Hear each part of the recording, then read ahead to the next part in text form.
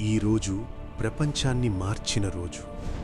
నీకోసం, నా కోసం ఆయన చనిపోయిన రోజు.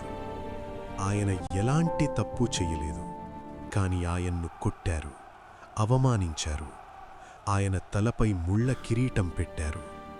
ఆ భారమైన సిలువను ఆయన మోశాడు, సిలువపై ఎక్కించారు. అలాంటి బాధలో కూడా ఆయనన్నాడు, తండ్రి, వీరిని క్షమించు, వీరు ఏమి చేస్తున్నారో వారికి తెలియదు. చివరగా ఆయనన్నాడు, సంపూర్ణమైంది.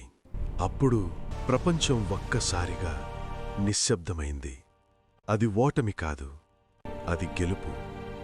మన పాపాలకు ఆయన ప్రాణమిచ్చాడు, మనకు నూతన జీవితమివ్వడానికి. ఆయన నీ కోసం చనిపోయాడు. నీవు ఆయన కోసం జీవిస్తావా? ఆమేమని కామెంట్ చేయండి. ఇలాంటి వాక్యాల కోసం ఫాలో అవ్వండి.